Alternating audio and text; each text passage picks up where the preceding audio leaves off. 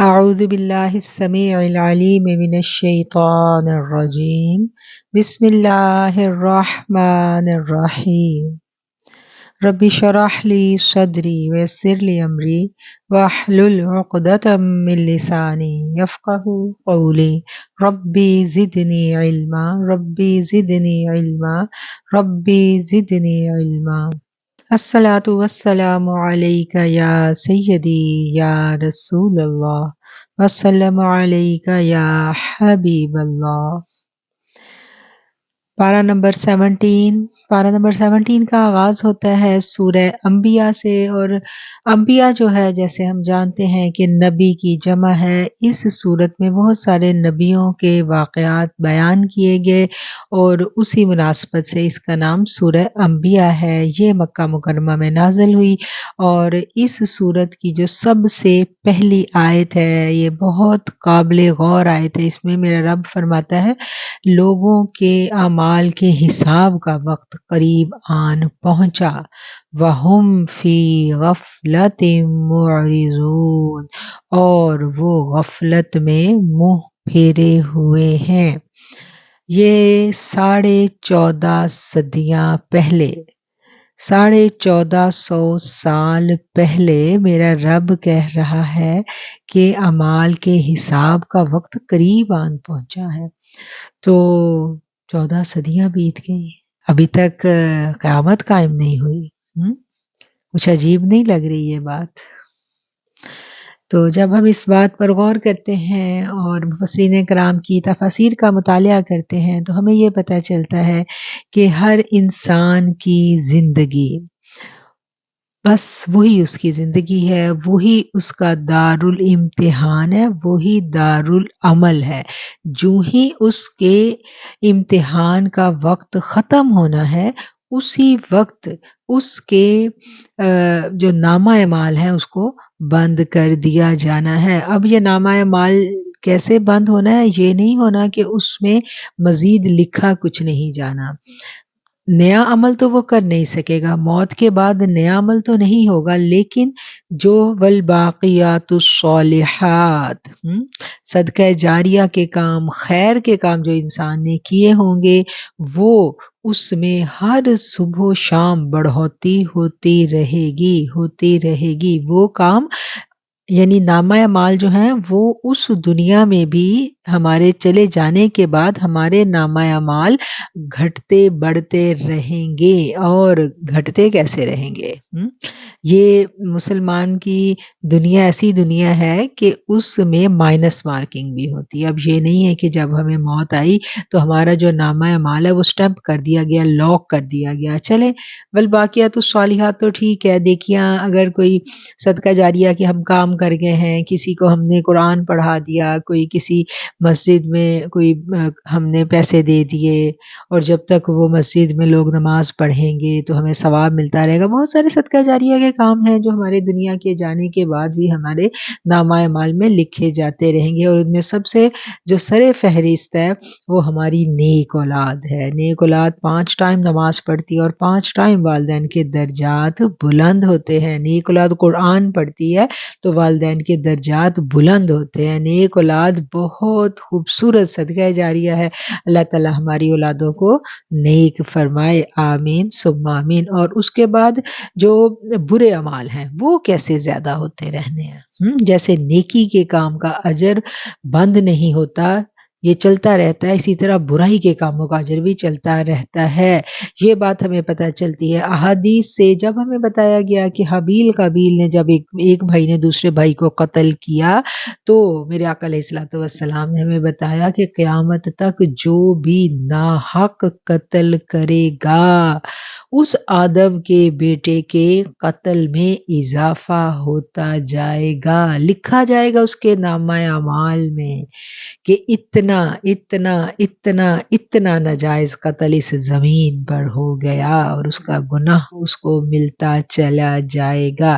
اس لیے بہت محتاط رہنے کی ضرورت ہے۔ یہ جو ہماری چھوٹی چھوٹی کوتاہیاں ہوتی ہیں، یہ فنگر ٹپس کے اوپر ہم اگر غلط ویڈیو کسی کو شیئر کر دیں، کوئی غلط تصویر شیئر کر دیں، ایون کہ کوئی ایسی بات شیئر کر دیں، کوئی گوسپنگ، کوئی میاں بیوی کے درمیان تفرقہ ڈالنے والی بات، مطلب بہت ساری باتیں ایسی ہیں جو شر پھیلاتی ہیں، تو وہ شر جب تک دنیا میں بڑھتا رہے گا، پھیلتا رہے گا، ہمارے نامہ اعمال میں سے مائنس مارکنگ ہوتی رہے گی۔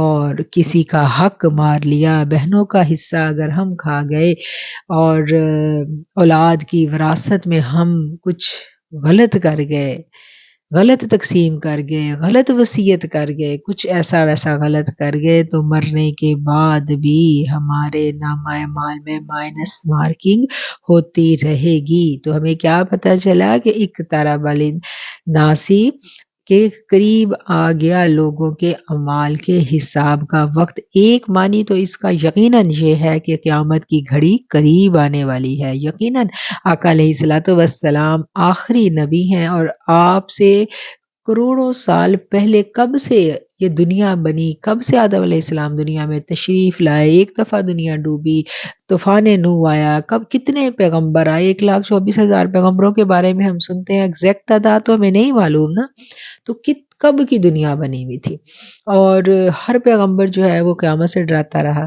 تو اس وے میں، اس پس منظر میں جب ہم اس آیت کو رکھ کے سوچیں گے تو پھر تو ہمیں پتہ چلے گا کہ ہمارا جو وقت ہے وہ قریب ہے۔ اور پھر میرے آقا علیہ الصلوۃ والسلام نے تو بتایا تھا کہ میری امت کی جو عمر ہے وہ 1400 سال ہوگی، یعنی 14 صدیاں، اس کے بعد پھر بس جتنا رب چاہے، اس کے یہ 14 صدیاں تو یہ امت رہے گی، سسٹین کرے گی، اس کے بعد پھر کسی وقت بھی قیامت آ سکتی ہے۔ اور جو جیسے اب بساط بچھ رہی ہے، جس طرح انسان اس کائنات کو برباد کرنے پہ لگا ہوا ہے، کچھ بعید نہیں ہے کہ قیامت کی گھڑی اب بالکل قریب آن پہنچی ہو۔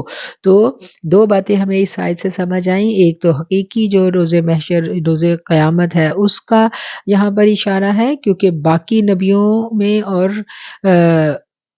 ہمارے نبی صلی اللہ علیہ وسلم کے دور میں قیامت کی گھڑی کا وقت فرق ہے، یعنی وہ ان کے لیے بہت دور کا وقت تھا۔ وہ تو یہ پڑھتے سنتے تھے کہ آخر میں ایک نبی آئے گا، اس نبی کی یہ شان ہوگی، اس نبی کا یہ دور ہوگا، پھر اس کے بعد قیامت آنی ہے۔ تو ان کے لیے اینڈ لائن جو تھی نا، وہ ہمارے آقا علیہ الصلوۃ والسلام تھے، اور ہمارے لیے اینڈ لائن کیا ہے؟ دجال ہے، حضرت عیسیٰ کا ظہور ہے، یاجوج ماجوج ہے۔ اس کے علاوہ اور بہت ساری نشانیاں آقا علیہ الصلوۃ والسلام نے بتائی تھی، وہ آلموسٹ پوری ہو چکی ہیں۔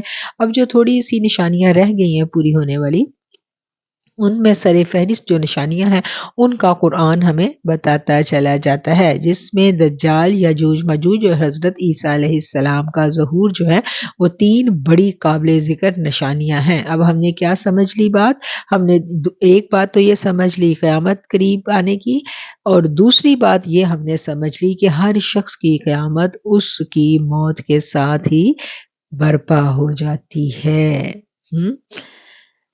اللہ تعالی ہمیں صدقہ جاریہ کے اور بالباقیات الصالحات قائم رہ جانے والی نیکیوں کے بہت زیادہ کرنے کی ہمت اور توفیق عطا فرمائے۔ ابھی جو ہم اس قرآن کے ساتھ اپنی محبت کا عملی ثبوت دے رہے ہیں، اس قرآن کو پھیلانے کے لیے صبح و شام ہم سرگرم ہیں، میری پوری ٹیم میرے ساتھ سرگرم عمل ہے اور کام کر رہی ہے۔ اور یہ جو اب دور ہی الیکٹرانک میڈیا کا آ گیا ہے، اس میڈیا میں انٹر ہوئے بغیر ہم اس کام کو نہیں کر سکتے۔ تو ہمارے جو بہنیں اس کام کو کر رہی ہیں، جب تک یہ کام انٹرنیٹ پر موجود رہے گا، ان کے نامہ اعمال میں نیکیاں لکھی جاتی رہیں گی۔ یہ بھی ایک بالباقیات الصالحات ہے۔ اور ہمیں نہیں پتہ اگلا رمضان ہم میں سے کس کس کو دیکھنا نصیب ہونا ہے یا کس کو نہیں ہونا۔ بہت سارے لوگ ہیں نا جو پچھلے سال رمضان میں ہمارے ساتھ تھے، اس سال نہیں ہے، تو پتہ نہیں اگلے رمضان میں ہم ہوں گے یا نہ ہوں گے۔ لیکن یہ صدقہ جاریہ کا کام جو ہے، یقیناً اگر آج اس کے 100 یا 200 ویورز ہیں تو اگلے سال انشاءاللہ اس کے ہزاروں میں ویور ہوں گے۔ اور نیکی میں، نامہ اعمال میں اللہ تعالیٰ بڑھوتی دیتا جائے گا۔ اسی طرح جو غلط چیزیں ہم شیئر کرتے ہیں اس پر ہمیں توبہ استغفار کرنی چاہیے۔ جو نادانی میں ہو گیا سو ہو گیا، اس پر بہت زیادہ توبہ استغفار، اور اس کے بارے میں جب سوال کیا جاتا ہے، اکثر لوگ پریشان ہو کے سوال کرتے ہیں کہ اب جو ہو گیا اس کا کیا کریں، کچھ ایسا غلط کر دیا، کچھ ایسا غلط شیئر کر دیا، ہمیں نہیں پتا وہ آگے کہاں سے کہاں تک گیا، تو اس کے بارے میں پھر بزرگ فرماتے ہیں کہ اگر تو آپ اس کو مٹا نہیں سکتے، آپ کے بس میں ہی نہیں ہے اس کو مٹانا، تو اس کے لیے بہت زیادہ توبہ استغفار کریں، اتنی توبہ استغفار کریں کہ آپ کو وہ گناہ ہی بھول جائے۔ یہ اس چیز کی نشانی ہوتی ہے کہ اللہ تعالیٰ نے آپ کی توبہ استغفار قبول کر لی۔ اور دوسری اس کی ٹپ یہ بتائی ہمارے استادوں نے کہ اس اپنے گناہ کو سامنے رکھ کے بہت زیادہ صدقہ خیرات کریں، بہت زیادہ نیکی کا کام کریں، اور وہ پھر پلڑے میں وہ گناہ ہلکا ہو جائے اور ہمارا صدقہ خیرات، ہماری نیکی، ہماری استغفار جو ہے وہ بھاری ہو جائے، کیونکہ ایک مومن بھی جو ہے وہ بھی گناہوں سے مبرہ نہیں ہوتا۔ اسی لیے تو اللہ نے کہا ہے نا کہ نیکیاں جو ہے نا وہ برائیوں کو کھا جاتی ہیں، ختم کر دیتی ہیں، اور برائیوں کو نیکیوں سے دور کرو۔ یہ بھی ہم پیچھے پڑ آئے ہیں، تو جب ہم نیکی کے کام کرتے ہیں تو برائیاں اپنے آپ اپنی موت آپ مر جاتی ہیں۔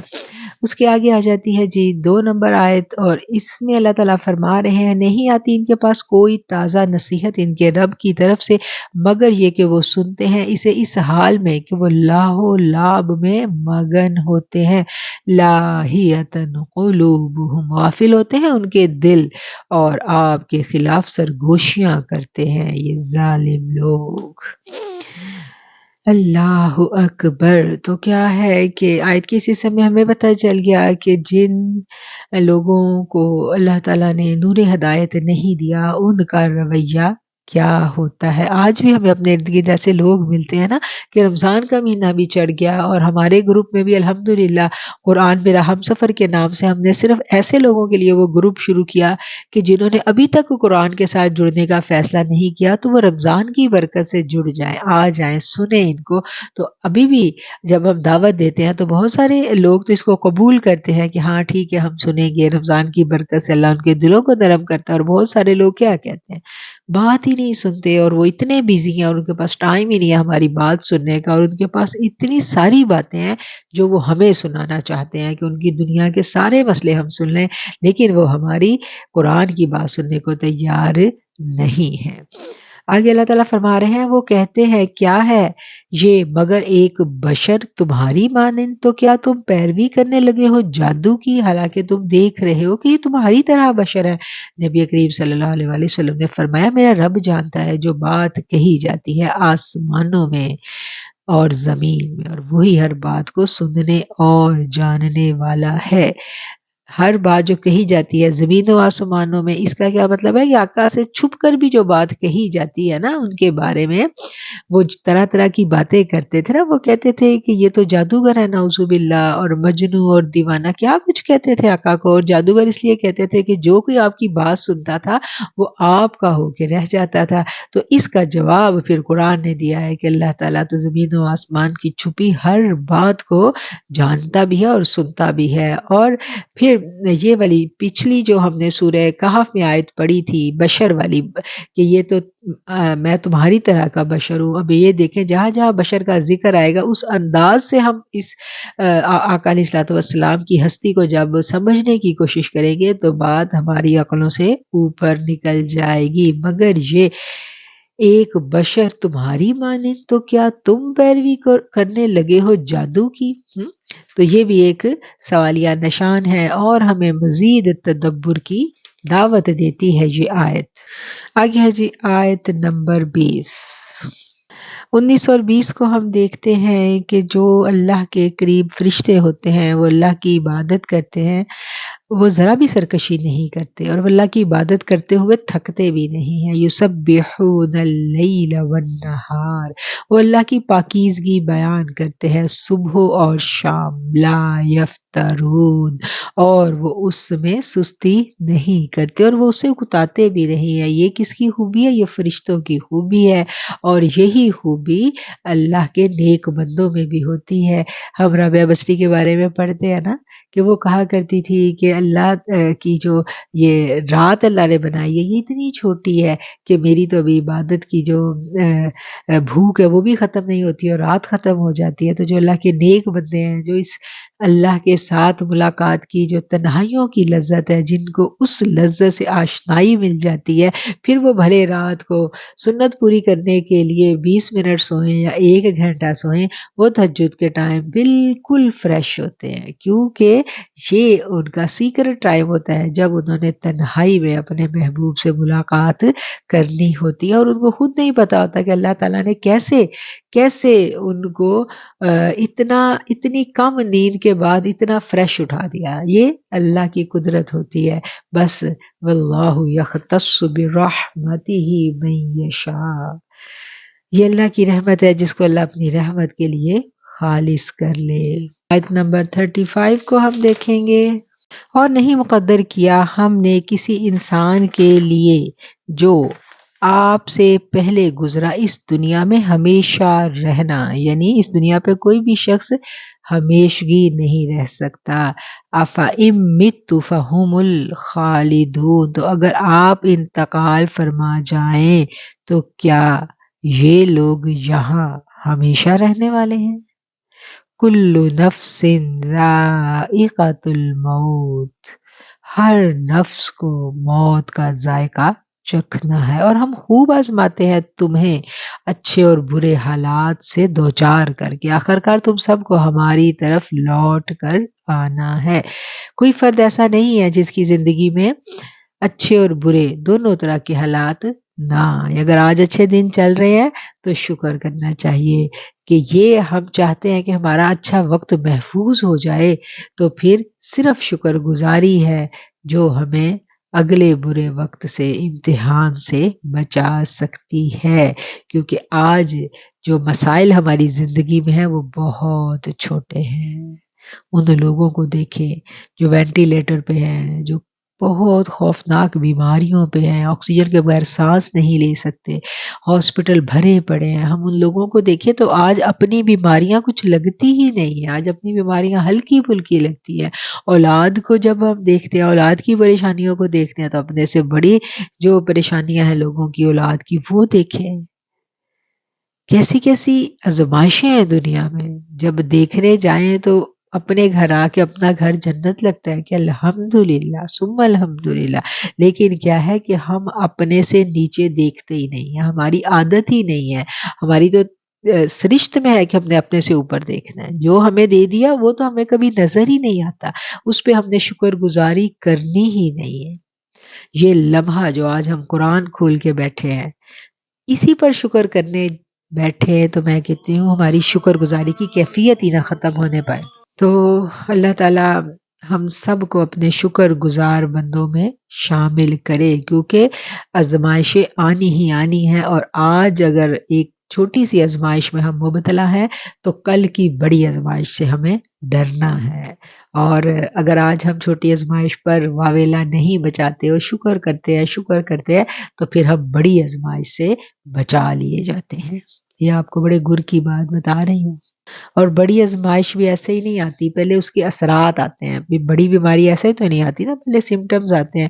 تو قرآن کیا کہتا ہے کہ میں بارش سے پہلے ہوائیں بھیجتا ہوں خوشخبری سنانے والی، اس طرح اچھا وقت آنے سے پہلے بھی خوشخبریاں آتی ہیں، برا وقت آنے سے پہلے بھی کچھ سمٹم ظاہر ہونا شروع ہو جاتے ہیں۔ حالات خراب ہونے ہیں تو ہلکے ہلکے ہوں گے، صحت خراب ہونی ہے تو ہلکے ہلکے ہونی، یہ نوک ہوتا ہے اللہ تعالیٰ کی طرف سے۔ اگر اس وقت انسان جھک جائے اللہ کے آگے، گریہ زاری کرے، استغفار کرے، صدقہ خیرات کرے، تو پھر وہ بچا لیا جاتا ہے۔ 37 نمبر آیت، خلق الانسان من عجل، انسان کی سرشت میں ہے جلد بازی۔ سأوریکم آیاتی فلا تستعجلون، انسان جلد باز پیدا کیا گیا ہے، اور جلد بازی جو ہے نا یہ ایک بہت خوفناک چیز ہے، بہت خوفناک چیز ہے۔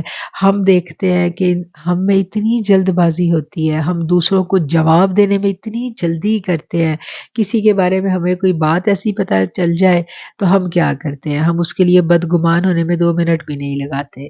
ہم یہ نہیں سمجھتے کہ ہو سکتا ہے یہ بات اس نے اس وے میں نہ کی ہو میرے بارے میں۔ ہمیں کچھ اپنی محبتوں پہ بھی بھروسے نہیں ہوتے۔ جب ہم کسی سے محبت بھی کرتے ہیں نا تو اس میں بھی ہم آخری حد پہ ہوتے ہیں۔ ہر وقت محبت میں بھی ہم شک میں لگے رہتے ہیں، رشتے آج کیوں خراب ہو رہے ہیں، رشتے آج کیوں ٹوٹ رہے ہیں، کہ ہم فیصلے کرنے میں بہت جلدی کرتے ہیں۔ جلدی جلدی صبر نکال دیا ہم نے زندگیوں سے، جس کی وجہ سے ہماری زندگیاں، ہماری محبتیں، ہمارے رشتے، ایون ہماری دوستیاں بھی برباد ہو گئیں، کیونکہ جلد بازی نا، بڑی جلدی ہم نے فیصلے کرنے ہیں۔ اور پھر اسی طرح گفتگو میں جلد بازی، بڑی جلدی جلدی ہمیں جواب دینے ہوتے ہیں، سوچنا سمجھنا ہی نہیں ہے۔ ہو سکتا ہے کہ ہمارے اس جواب سے جو ہم فوری فوری دے رہے ہیں، اگلا بندہ کتنا ہرٹ ہو جائے، کسی کا کتنا دل دکھ جائے۔ تو کیا ہے کہ تھوڑا سا صبر جو ہے نا، بات کرنے سے پہلے وہ کہتے ہیں نا، پہلے سوچو پھر بولو۔ تھوڑا سا اگر ہم سوچ لیں تو بہت سارے جھگڑوں سے ہم بچ جاتے ہیں۔ تو یہ جلد بازی کوئی قصور نہیں ہے ہمارا، یہ ہماری سرشت میں رکھی گئی ہے۔ خلق انسان کو پیدا ہی ایسے کیا گیا ہے۔ اب کیا ہے، پیدا تو ایسے کر دیا، اب یہ اس کا امتحان ہے۔ اب اللہ نے کہا یہ تمہیں میں نے پیدا ایسا کیا، لیکن تم اس کو کنٹرول کرو۔ اس لیے بار بار صبر کا کہا جاتا ہے، بار بار صبر کا کہا۔ چھوٹی چھوٹی باتیں آپ دیکھیں، ان پر اگر ہم صبر کر لیں تو بہت بڑی مصیبتوں سے ہم خود بخود ہی نکل جاتے ہیں، خود بخود ہی بچ جاتے ہیں۔ 68 سے شروع ہو جاتا ہے حضرت ابراہیم علیہ السلام کا قصہ، اور حضرت ابراہیم علیہ السلام کا قصہ جو ہے وہ بھی ہمیں قرآن میں بار بار ملتا ہے۔ ہر سپارے میں کہیں نہ کہیں سیدنا ابراہیم علیہ السلام کا ذکر آ جاتا ہے، سیدنا ابراہیم کا ذکر آتا ہے، حضرت موسیٰ علیہ السلام کا ذکر آتا ہے۔ یہ بڑے بڑے جلیل القدر انبیاء کرام تھے، اور ان میں ہم دیکھیں کسی کو اللہ نے کلیم اللہ کہا، کسی کو اللہ نے خلیل اللہ کہا، اور خلیل اللہ کون تھے؟ وہ تھے جی حضرت سیدنا ابراہیم علیہ السلام، یعنی کہ وہ اللہ نے ان کو اپنا دوست کہا۔ اور دوست کا پھر جب دوستی اللہ نے ان کے ساتھ لگائی تو پھر ان کا امتحان بڑا شدید تھا۔ آج ہمیں بھی بڑا شوق ہے نا کہ ہم بھی کہیں اللہ کے دوستوں کی صف میں آ جائیں، بڑا جی چاہتا ہے کہ ہمیں ولایت مل جائے، ہم بھی ولی اللہ بن جائیں، ہماری دعائیں بھی قبول ہوں، ہمارے پاس بھی مخلوق دعائیں کروانے کے لیے آئے۔ تو جب یہ دل چاہے تب ہمیں کیا کرنا ہے؟ جو اللہ کا سب سے بڑا دوست تھا نا، جس کی دوستی کو اللہ نے آج تک نبھایا ہے، اس دوست کی کہانی پڑھنی ہے۔ اور اس دوست کی کہانی ہمیں قرآن بار بار سناتا ہے۔ اس دوست پر، اللہ کے دوست پر بڑے امتحان آئے، بڑا محبتوں میں آزمایا گیا۔ وہ دوست اپنی جان میں آزمایا گیا، اولاد میں آزمایا گیا، بیویوں میں آزمایا گیا، آزمائش ہی آزمائش ان کی زندگی میں، اور ہر آزمائش میں وہ پورا اترے۔ اور پھر آج تک دیکھیں، حضرت ابراہیم کے بعد کتنے پیغمبر آئے، لیکن ہمیں آج تک اپنی نماز میں، ہماری نماز ہی مکمل نہیں ہوتی جب تک ہم ان پر درود نہ پڑھ لیں۔ ایک طرف سیدنا ابراہیم پر ہم درود پڑھتے ہیں، اور دوسری طرف ہم سرکار کی آل پر درود پڑھتے ہیں، ٹھیک ہے نا؟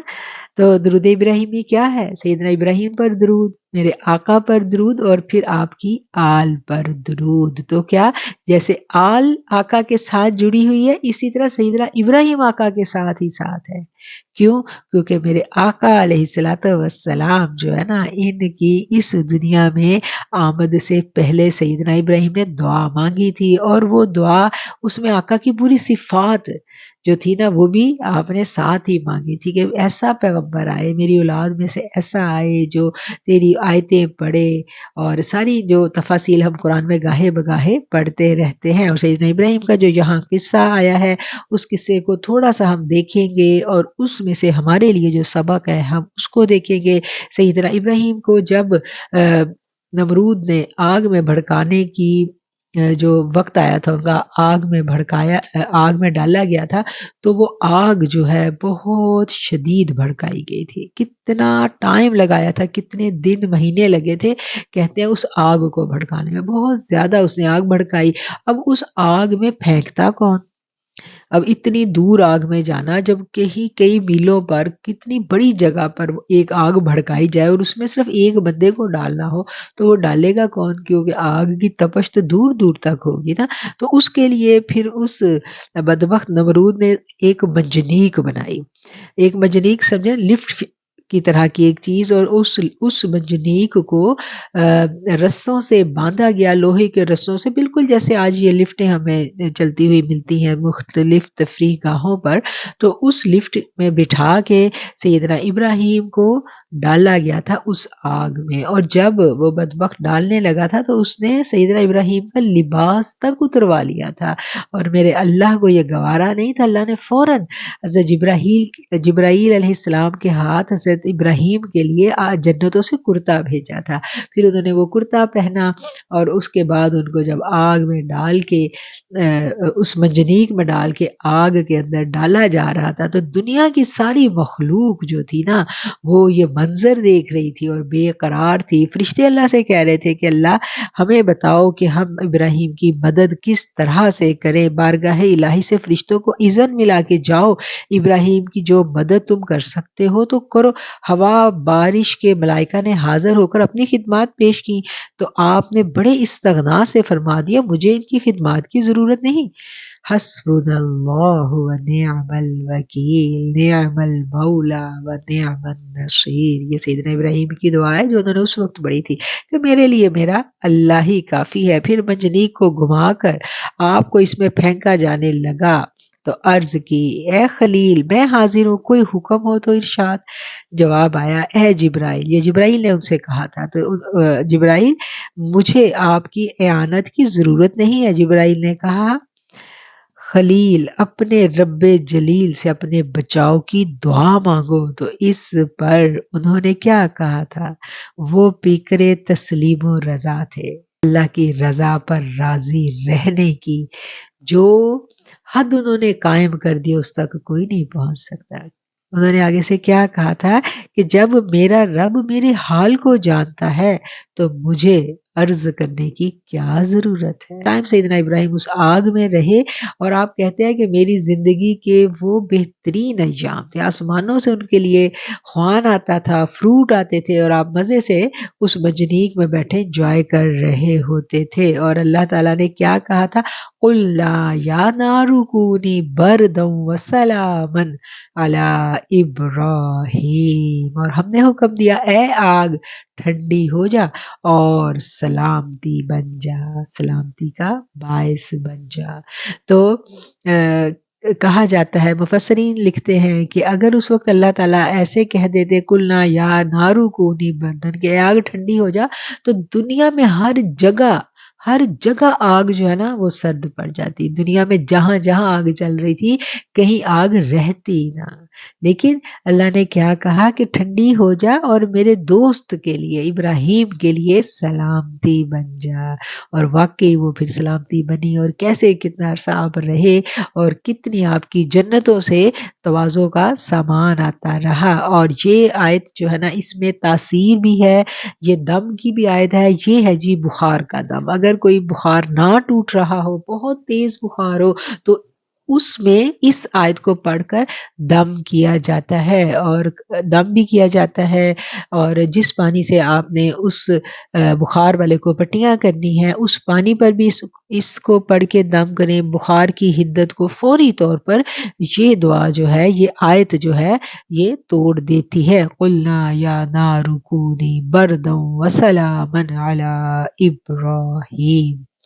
تو میں نے کہا کہ یہ میں آپ لوگوں کو نوٹ بھی کروا دوں، اور اس قصے کا جو بیان کیا گیا، ہر قصہ جو سنایا جاتا ہے نا اس میں ایک سبق ہوتا ہے ہمارے لیے۔ تو اس میں کیا سبق ہے کہ جو اللہ سے دوستی کا خواہش مند ہے پھر اس کو بڑے سے بڑے امتحان کے لیے تیار رہنا چاہیے، اور پھر جب وہ امتحان میں سے گزارا جاتا ہے تو پھر اس کو اللہ کے سوا کسی اور پر بھروسہ بھی نہیں کرنا، بھروسہ صرف رب پر، صرف رب پر۔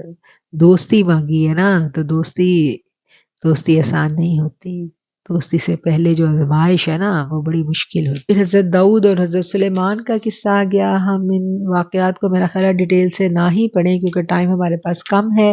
اور آگے ہے جی حضرت سلیمان کی بادشاہت آ گئی۔ حضرت سلیمان علیہ السلام کو بڑی زبردست بادشاہت دی گئی تھی، اور ایسی بادشاہت تھی کہ انہوں نے خود دعا بھی کی تھی کہ اللہ میرے بعد ایسی بادشاہت اور کسی کو نہ ہی دینا۔ اور ایسی بادشاہت تھی ان کی کہ جنات ان کے لیے مسخر کر دیے گئے تھے، اور جنات ان کی خدمت پہ مامور تھے، وہ کام کیا کرتے تھے۔ چرند پرند تمام مخلوقات کی بولیاں وہ جانتے تھے، وہ سب ان سے ہم کلام ہوتے تھے۔ اور یہ واقعہ جو ہے ہم آگے ان کی بادشاہت کے واقعات بڑے دلچسپ ہیں، ہم آگے قرآن کریم میں پڑھیں گے۔ حضرت ایوب علیہ السلام کی بیماری کی بات آئی تو حضرت ایوب علیہ السلام نے بیماری میں جو دعا مانگی تھی اس کا بھی ذکر آ گیا، تو وہ دعا جو ہے نا وہ بھی ہمیں یاد رکھنی چاہیے۔ سخت بیماری میں اس دعا کو مانگنا، اس کی بڑی تاثیر ہے۔ اور وہ دعا جو ہے، یہ والی دعائیں تو انشاءاللہ ہم لوگ آپ کو شیئر کر دیتے ہیں، آپ کو فلائٹ پہ مل جائے گی۔ پیغمبروں کے واقعات ہیں، پیغمبروں کے صبر کا ذکر ہے، اور پیغمبروں کے واقعات سے جو ہمیں سبق لینا ہے اس پر ہمیں خود تفکر کرنا پڑے گا۔ جب غور و فکر ہم کریں گے تو ہمیں پتہ چل جائے گا اس میں ہمارے لیے کیا درس ہے۔ آتی ہے جی آیت 92۔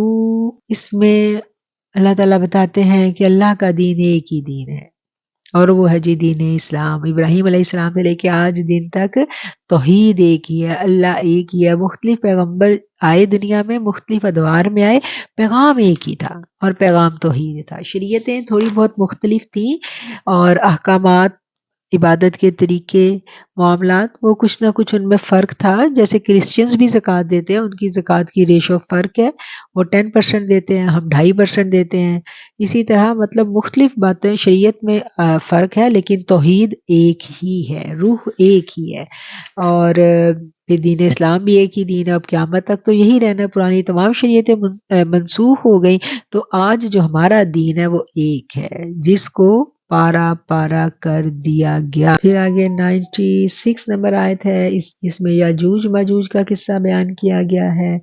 اور 103 نمبر آیت 103 نمبر آیت بڑی پیاری آیت ہے۔ وَمَا أَرْسَلْنَاكَ إِلَّا رَحْمَةً لِّلْعَالَمِينَ، اور ہم نے آپ کو تمام عالموں کے لیے، تمام جہانوں کے لیے رحمت بنا کر بھیجا۔ سورہ انبیاء آیت ہے جی 103۔ ہمارے آقا علیہ الصلوۃ والسلام تمام جہانوں کے لیے رحمت ہے۔ اس آیت پر کبھی ہم نے تفکر نہیں کیا، غور نہیں کیا۔ جہان کیا ہوتا ہے؟ ایک دنیا ہے نا، ایک جہان۔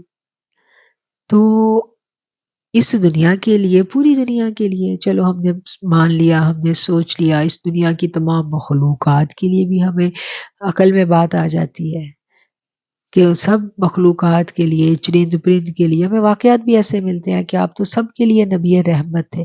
اب بات آتی ہے تمام جہانوں کی، تو یہ باقی دوسرے کون سے جہان ہیں جہاں پر میرے آقا رحمت بنے ہیں؟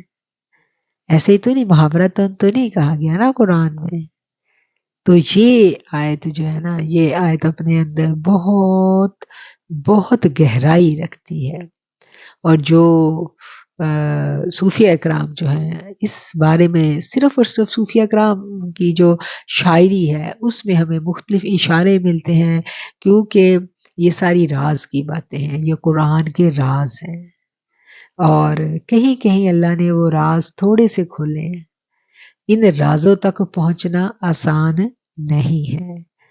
یہ دنیا صرف ایک دنیا نہیں ہے، اس کے علاوہ اور بھی دنیایں ہیں، اور یہ ایک ایسا موضوع ہے کہ بڑا دلچسپ بھی ہے، لیکن میرا خیال ہے کہ ہم یہاں پر زیادہ ڈیٹیل سے اس موضوع کو نہیں چھیڑیں گے کیونکہ یہ ایک لمبی بحث ہے۔ ہم آئیں گے جی آگے۔ جن کو شوق ہے وہ گوگل پر سرچ کریں کہ کون کون سے اور جہان ہیں، آپ کو کچھ نہ کچھ مل جائے گا۔ ہم آگے آتے ہیں جی سورہ حج پر۔ سورہ حج مدینہ شریف میں نازل ہوئی، اور اس کا آغاز ہی قیامت کی ہولناکیوں سے ہوتا ہے۔ اے لوگو ڈرو اپنے پروردگار سے، بے شک قیامت کا زلزلہ بڑی سخت چیز ہے۔ جس روز تم اس کو دیکھو گے تو غافل ہو جائے گی ہر دودھ پلانے والی ماں اپنے لختے جگر سے، جس کو وہ دودھ پلاتی تھی، اور گرا دے گی ہر حاملہ اپنے حمل کو، اور تمہیں نظر آئیں گے لوگ جیسے وہ نشے میں مست ہوں، حالانکہ وہ نشے میں مست نہیں ہوں گے، بلکہ عذاب الہی بڑا سخت ہوگا اور وہ اس کی ہیبت سے حواس باختہ ہوں گے۔ استغفر اللہ ربی۔ قیامت کا منظر یہاں بیان کیا گیا ہے۔ وَمِنَ النَّاسِ مَن يُجَادِلُ، اور بعض لوگ ایسے ہیں جو جھگڑتے ہیں اللہ کے بارے میں بغیر علم کے، اور پیروی کرتے ہیں سرکش شیاطین کی۔ اب یہ جو 3 نمبر آیت ہے، یہ ایک الارمنگ آیت ہے، اور یہ آیت ہمیں کیا بتا رہی ہے کہ جس چیز کے بارے میں ہمیں مکمل طور پر علم نہیں ہے، ہمیں اس کے بارے میں بحث کرنے کی ضرورت نہیں ہے، اور جو اس بارے میں بحث کرتا ہے وہ کس کا پیروکار بن جاتا ہے؟ سرکش شیاطین کا پیروکار اس کو یہاں کہا گیا ہے۔ اس چیز کے بارے میں علم کے بغیر ہم جھگڑتے ہیں۔ کیا ہم بھی کبھی جھگڑے ہیں علم کے بغیر؟ آج تو اس انٹرنیٹ میں جو کیا کہنا چاہیے، علم سیکھ کے نا، جس نے کبھی تفاسیر کو ہاتھ میں بھی نہیں پکڑ کے دیکھا، آپ اس سے بحث کر کے دیکھیں، وہ ایسی بحث کرے گا آپ کے ساتھ کہ آپ کو سمجھ ہی نہیں آئے گی۔ اور ہم نے کسی اور کی بات کو کیا دیکھنا، ہمیں اپنے اوپر چیک رکھنا ہے کہ جہاں بحث ہو رہی ہے دین کے بارے میں، ہمیں وہاں سے اٹھ جانا ہے، وہ ہمارا نو گو ایریا ہے۔ ہم دین کے طالب علم ہیں، جب تک ہم دین کو سیکھیں گے نہیں، ہم بحث کیسے کر سکتے ہیں؟ دیکھیں، بحث اس وقت کی جاتی ہے جب کسی چیز، کسی موضوع کے اوپر ہماری گرفت بہت اچھی ہو۔ جب ہماری اپنی گرفت ہی اچھی نہیں ہے، ہم مکمل طور پر جانتے ہی نہیں ہیں کسی چیز کو، ہم بحث کیسے کریں گے؟ بحث نہیں کر سکتے ہم۔ اور اگر ہم بحث کرتے ہیں تو ہمیں اس آیت کو یاد کر لینا ہے، سورہ حج اور آیت ہے 3۔ اس میں اللہ نے کہا ہے وہ پیروی کرتے ہیں سرکش شیاطین کی۔ اللہ اکبر۔ ہم آئیں گے جی آیت نمبر 11 اور 12 پر۔ اور لوگوں میں سے وہ بھی جو عبادت کرتے ہیں اللہ تعالیٰ کی کنارے پر کھڑے کھڑے، پھر اگر پہنچے انہیں کوئی بھلائی تو اس عبادت سے مطمئن ہو جاتے ہیں، اور اگر پہنچے اس سے کوئی آزمائش تو فوراً دین سے منہ موڑ لیتے ہیں۔ اس شخص نے برباد کر دی اپنی دنیا اور آخرت، یہی تو کھلا خسارہ ہے۔ یہ کتنی خوبصورتی کے ساتھ انسان کی نفسیات کو یہاں بیان کیا گیا ہے۔ اب سمجھ آتی ہے کہ قرآن کو صرف پڑھنا کافی نہیں ہے، قرآن صرف تلاوت کی کتاب نہیں ہے۔ ٹھیک ہے، اس کی تلاوت سے ہمیں نیکیاں ملتی ہیں، لیکن قرآن سیکھنے کی کتاب ہے۔ اس میں اللہ تعالیٰ کیا فرما رہے ہیں؟ اور جو مضمون اس آیت نمبر 11 میں بیان کیا گیا ہے، ہم سب اپنی ذات کو پرکھیں، سوچیں، تو شاید ہم نے بھی اپنی زندگی انہی اصولوں پر گزاری ہے۔ آیت نمبر ہے 11 اور سورہ حج، اس کو پلیز نوٹ کر لیں، تفکر کریں، اور اگر آپ کو اچھا لگے تو گروپ میں آپ اس پر اپنی رائے دے سکتی ہیں، کلاس کے بعد بھی دے سکتی ہیں، اور ہم نیکسٹ کلاس میں اس پر بات بھی کر سکتے ہیں۔ یہ بہت امپورٹنٹ آیت ہے، یہ آپ کا سمجھیں کہ ہوم ورک ہے۔ یہ آیت نمبر 27 کو، جب ابراہیم علیہ السلام نے اللہ کا گھر بنا لیا تھا تو پھر اللہ تعالیٰ نے آپ سے کہا کہ اعلان عام کر دو لوگوں میں حج کا، وہ آئیں گے آپ کے پاس پیادہ اور دبلی پتلی اونٹنیوں پر سوار ہو کر، جو آتی ہیں دور دراز کے رستوں سے، اور اعلان کیجئے تاکہ وہ حاضر ہوں اپنے دینی اور دنیاوی فائدوں کے لیے، اور ذکر کریں اللہ کے نام کا مقررہ دنوں میں اور بے زبان چوپایوں پر ذبح کے وقت جو اللہ نے انہیں عطا فرمائے ہیں ان پر اللہ کا نام لیں، پس خود بھی کھاؤ اور انہیں بھی کھلاؤ۔ مصیبت زدہ کو، محتاج کو پھر چاہیے کہ دور کریں اپنی میل کچیل اور پوری کریں اپنی منتیں، اپنی نظریں جو انہوں نے مانی ہیں، اور طواف کریں اللہ کے گھر کا جو بہت قدیم ہے، بالبیت العتیق، جو کہ بہت قدیم ہے۔ یہ اللہ تعالیٰ نے حضرت ابراہیم علیہ السلام کو حکم دیا تھا جب خانہ کعبہ کی تعمیر کے بعد کہ اب آپ اعلان کریں کہ لوگ آئیں اور آ کر اس گھر کا طواف کریں۔ تو سیدنا ابراہیم نے کہا کہ اے اللہ، اس بیابان میں اگر میں کھڑا ہو کر اعلان کر بھی دوں تو میری آواز پوری دنیا میں کیسے پہنچے گی؟ تو اللہ نے کیا کہا کہ تم اعلان کرو، آواز کو پہنچانا جو ہے نا یہ میرا کام ہے۔ چنانچہ آپ جبل ابی قبیس پر تشریف لے گئے اور حج کا اعلان فرمایا، اور جو لوگ ابھی پیدا بھی نہیں ہوئے تھے انہوں نے بھی اس اعلان کو سن کر لبیک اللہم لبیک کہا۔ جس نے دعوت ابراہیمی پر لبیک کہا اسے حج کی سعادت ضرور نصیب ہوگی، اور جتنی بار اس نے لبیک کہا وہ اتنی ہی بار حج کرے گا۔ سبحان اللہ، سبحان اللہ۔ یہ اقتباس آپ کو سنایا گیا ہے تفسیر کی کتاب سے پڑھ کر کہ یعنی جب ابراہیم علیہ السلام نے اس وقت اعلان کیا تھا تو وہاں تو کوئی بھی نہیں تھا، تو پوری دنیا میں جنہوں نے ابھی آنا تھا، جو ابھی پیدا بھی نہیں ہوئے تھے، جو ابھی اپنے باپوں کی پشتوں میں تھے، جو ابھی اپنی ماں کے رحموں میں تھے، ان تک بھی اللہ تعالیٰ نے وہ آواز پہنچا دی، اور پھر جس نے اس آواز کو سن کر کہہ دیا کہ لبیک اللہم لبیک، اور جو مشتاق روحیں تھیں، جو محبت والی روحیں تھیں، انہیں تو بار بار کہا، جھوم جھوم کے کہا، اسی لیے تو ہر وقت بے قرار رہتے ہیں اللہ کے گھر جانے کو۔ آگے جی آیت نمبر 46، فَإِنَّهَا لَا تَعْمَى الْأَبْصَارُ وَلَكِنْ تَعْمَى الْقُلُوبُ الَّتِي فِي الصُّدُورِ۔ حقیقت تو یہ ہے کہ آنکھیں اندھی نہیں ہوتی بلکہ وہ دل اندھے ہو جاتے ہیں جو سینوں میں ہوتے ہیں۔ آیت ہے جی 46 سورہ حج۔ یہ بڑی خوبصورت آیت ہے اور مجھے بڑی پیاری لگتی ہے کہ اللہ تعالیٰ فرماتے ہیں کہ دل اندھے ہو جاتے ہیں۔ تو دل کیسے اندھے ہوتے ہیں؟ کیا دلوں کی بھی آنکھیں ہوتی ہیں؟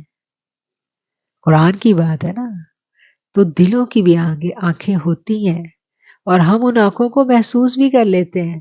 کبھی کبھی ہوتا ہے نا کہ ہم بہت ساری چیزیں ایسی ہم ان کو دیکھ کے پہچان لیتے ہیں، بہت سارے لوگ ایسے ہیں جو ہمیں دھوکہ دینا چاہتے ہیں، ہمارے دل کے اندر سے آواز آتی ہے، دل دیکھ لیتا ہے کہ یہ بندہ ٹھیک نہیں ہے، اس سے بچ جائیں، اس سے معاملات نہیں کرنے، یہ بندہ ٹھیک نہیں ہے، تو ہم آواز کو دباتے ہیں، دل کی آواز سنتے ہیں، دباتے ہیں، پھر ہم اپنی تحقیق کرتے ہیں، ہمیں پتہ چلتا ہے واہ میرے دل نے بالکل ٹھیک دیکھا تھا۔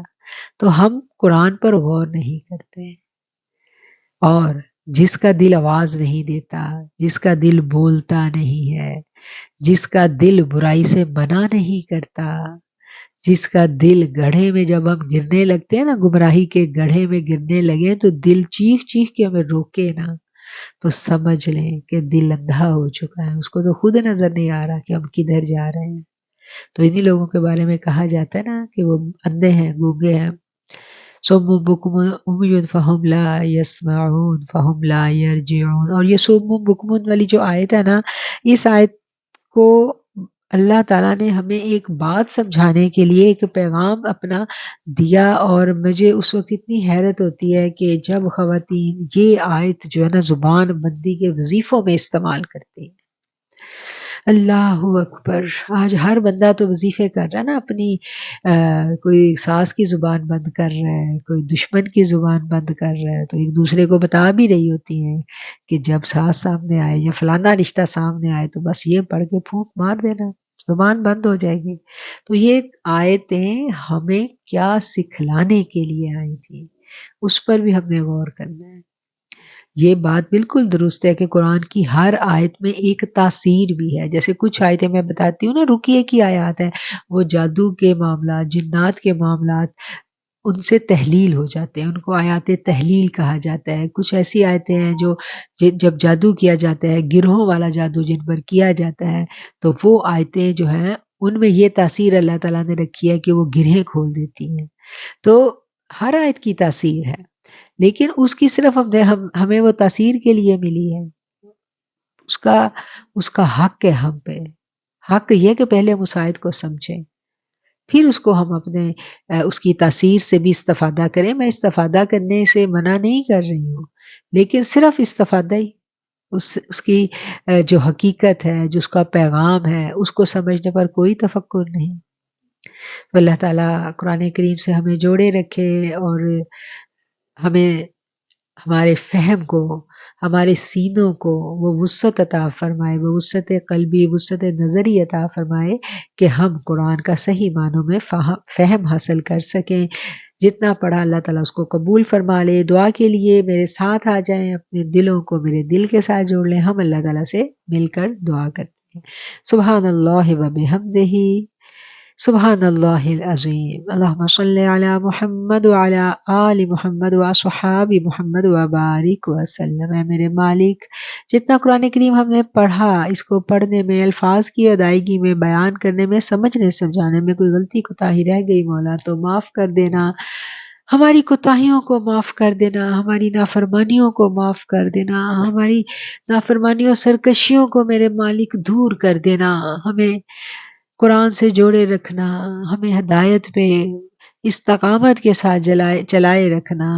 رمضان المبارک کی ساری برکات کو احسن طریقے سے سمیٹنے کی ہمیں ہمت اور توفیق دینا.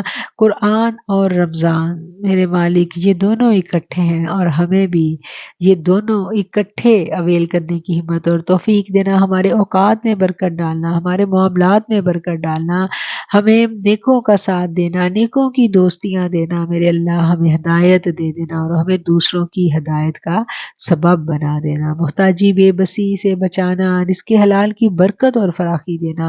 اور قرآن کریم کو، دین اسلام کو سمجھنے کی جو کوششیں، کاوشیں ہم گوشہ نور پر بہت ادنا پیمانے پر کر رہے ہیں، مولا اس کو بڑھوتی دینا، اس میں برکت دینا، ہمیں اخلاص والے ساتھی دینا. اے اللہ ہمیں اخلاص والے ساتھی دینا، اور جو ایک دفعہ گوشہ نور میں آ جائے اس کا دل بدل دینا، اس کو نور بصیرت عطا کر دینا. اے اللہ اس کو قبول کر لینا، اس کو قبول کر لینا. جو ایک دفعہ گوشہ نور میں آ جائے مولا اس کو قبول کر لینا، اس کو ان عورتوں میں شامل کر لینا جو بی بی کے ساتھ بے حساب جنت میں جائیں گے. ان پر بی بی کی نگاہ کرم ہو جائے مولا. ہمارے دلوں کو پاک کر دے، ہمارے دلوں کو تزکیہ نصیب ہو جائے. ہمیں، ہمارے بچوں کو، گھر والوں کو، اے اللہ ہماری فیملی کو، ان سب رشتوں کو، ان سب دوستوں کو مولا جن سے ہمیں محبت ہے، انہیں بھی اس کام میں ہمارا معاون اور مددگار بنا دینا، ہمارا ساتھی بنا دینا. قرآن کریم کو سیکھنے سکھلانے کے اس سفر میں جتنی بہنیں میرے ساتھ دن رات محنت کر رہی ہیں، بے لوث کام کر رہی ہیں مولا، تو ان کی خدمات کو قبول کر لے. ان کے گھروں پہ رحمتوں کے دروازے کھول دے. ان کی زندگی کی ساری پریشانیاں مولا، سارے مسئلے تو اپنے ذمہ لے لے. ان کو آزاد کر دے ان مسائل کے تفکر سے، ان پر مسائل کی پریشانیوں سے ان کو آزاد کر دے. ان کو اسفل کی محبت سے نکال کر افضل کی محبت عطا کر دے. آمین ثم آمین. اللہم صلی علی محمد وعلی آل محمد وصحاب محمد وبارک وسلم.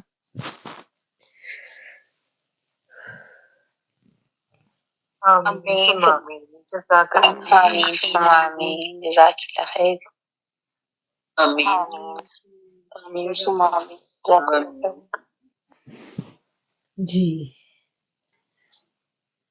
آمین ثم آمین. جزاک اللہ خیر.